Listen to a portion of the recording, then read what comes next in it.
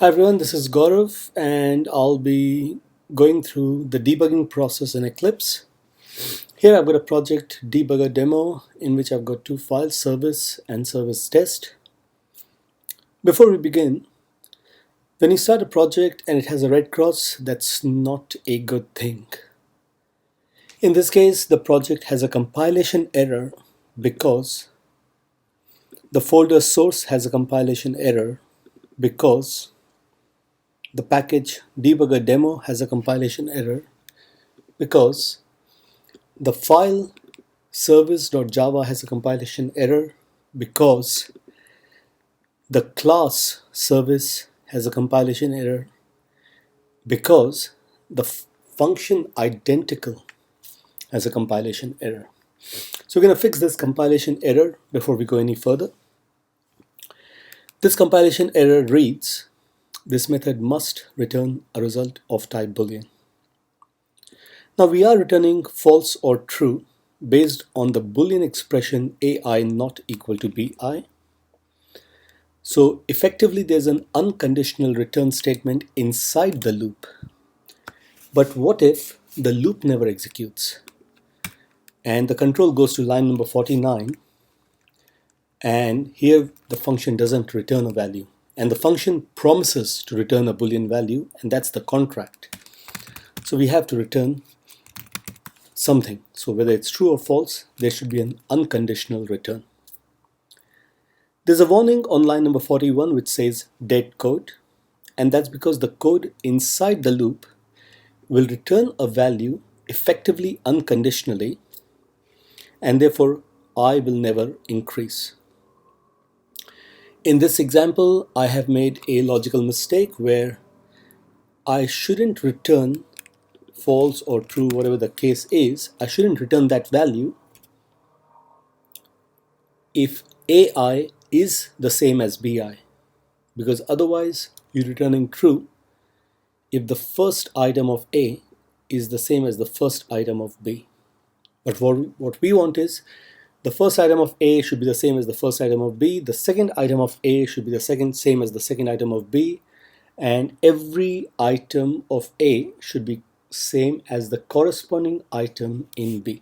So we shouldn't have else return true inside.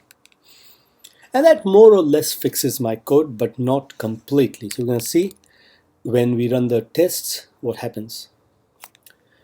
In my service test, I've got the corresponding tests for these functions. We're going to start with the first function, which is product in range. It's very, very important that you read the Java doc carefully. It says that there are three parameters: data, which is the array; low, which is the lowest possible value in the range; high, which is the highest possible value in the range, and you're returning the product of all items in the array data that are in the range low to high, inclusive on both sides. If you don't understand what this means, always go to the test file and take a look at the test set. My first data set is the array is 10, 70, 20, 90. The minimum possible value you want is 20. The maximum possible value is 70. So what's the product of all the items in that array that are in that range, 20 to 70? Is 10 in the range 20 to 70? No. Is 70? Yes. Is 20? Yes. Is 90? No. So the product is 70 times 20, which is 1400. So we want our function to return that value, and that's what assert equals checks. That 1400 is the value returned by that function.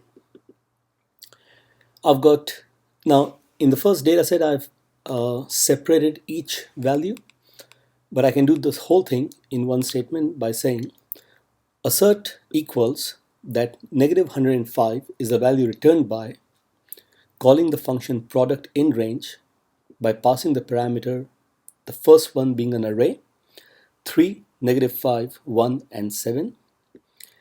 The minimum value is negative 5 and the maximum value is 7.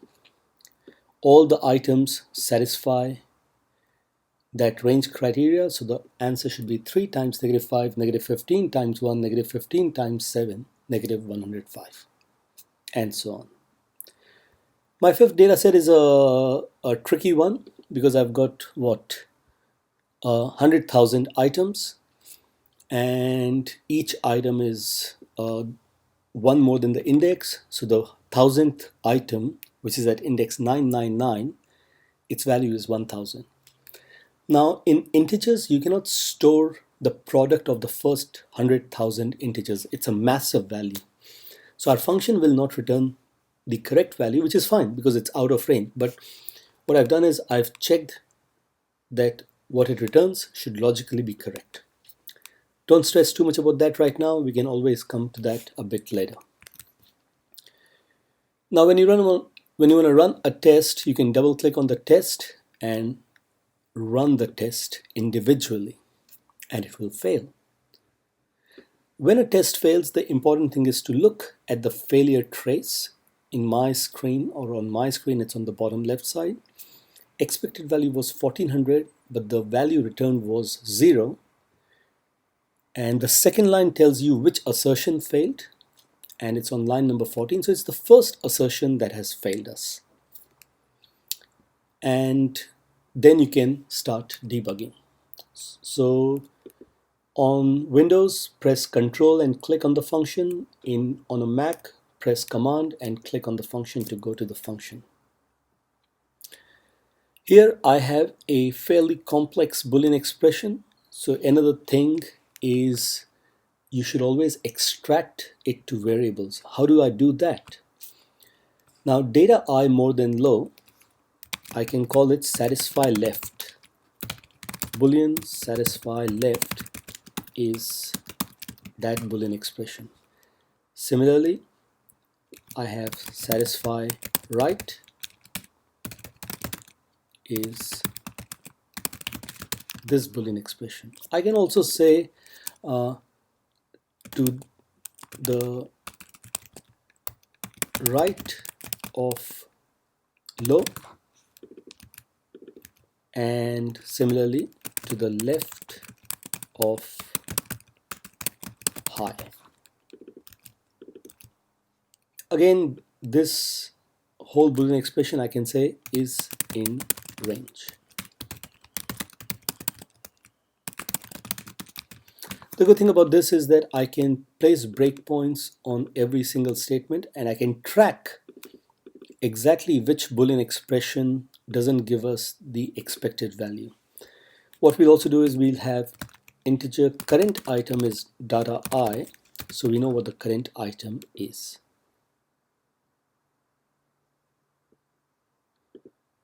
And we'll use the current item instead. Cool. Now I have double clicked on the lines and I've put what are called breakpoints. Now when you're debugging the function, especially in the beginning, be very, very liberal with your breakpoints. Put breakpoints everywhere. Then go back to the test function, and instead of running it, this time you should debug it. Debugging will mean that it will go through one step at a time. So it will go through every line one by one. Here you can see that result is 0. Let's debug it one more time because I closed it accidentally. That's fine. So here you can see result is 0. It's waiting for your permission. You can expand on data and you can see that the array is 10, 70, 20, and 90. Result is 0. The loop enters with I equals 0, and you should always say it out loud to yourself. What is it that you expect current to be? Data I, which is data 0, which is 10, and it is 10. Now is 10 more than 20? No. So that will be false. And because it's false, I don't care whether it's left of high, the overall in range is false, and therefore result doesn't get updated. When I becomes 1, current we are expecting to be 70. Is it more than 20? Yes. But is it less than 70? Now you can see that I have chosen less than high, which is less than 70. I want it to be included, but it won't be included because 70 is not less than 70. 70 is less than or equal to 70. So immediately you can stop your JUnit debugging, move back to the Java perspective by clicking on the J button, fix that first mistake because I want inclusive on both sides, greater than equal to and less than equal to. Then we can resume the debugging again, this time for I equals 0, nope. For I equals 1, yes, and therefore the overall Boolean expression is yes. So result should get multiplied by 70. But because result is 0, what's 0 times 70? It stays as 0. And that's my next mistake, that when you're multiplying things, your multiplicative identity is 1. All right, let's stop the JUnit debugging and resume it again. This time, result is 1. For the first item, which is 10, 10 is more than equal to 20 is false. So the second Boolean expression doesn't matter. It is not included. For I equals 1, it is to the right of 20 and it is to the left of 70, and therefore the overall Boolean expression is true, and therefore it is multiplied into result, and result does become 70. Same thing happens for I equals 2. The item is 20, and because it is in the range, result gets multiplied by 20 and it becomes 1400. For 90, while it is to the right of 20, it is not to the left of 70, and therefore it is not multiplied. When I becomes 4, the loop does not execute and the answer is returned. And the same thing happens for other data sets. So we can stop the debugging process, go back to Java perspective. You can see that the debugger is still running, and this right facing blue triangle means your function is still running. So please make sure that you stop the execution when this happens. And you stop the execution, and then this time you're going to run it in normal mode, and you can see your function passes the test and it is no longer buggy. For my second function, which is identical, I'm checking if two arrays are identical. Return if the two arrays are identical, false. Otherwise, return false if either array is null. In my test cases, I have null case scenario, which I'm not handling right now. To understand how to handle null arrays, please watch my other video, handling null arrays in Java. And if we run this test, you will get an error, which is a null pointer exception, because we're not handling null arrays. It happens on line number 41 because you're trying to access the attribute length of a null array. So before we go any further, you have to make sure that you pay attention to the Java doc, and it says return false if either array is null. So if A is null or B is null, you need to return false immediately.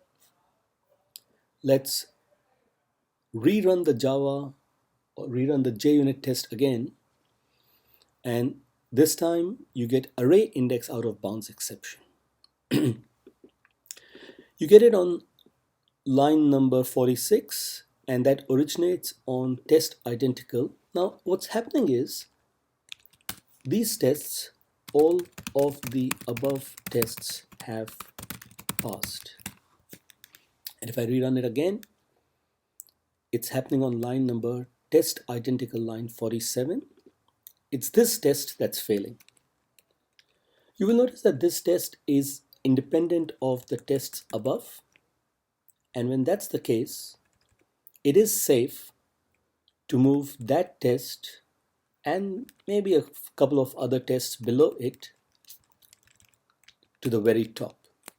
I'll explain why in a second.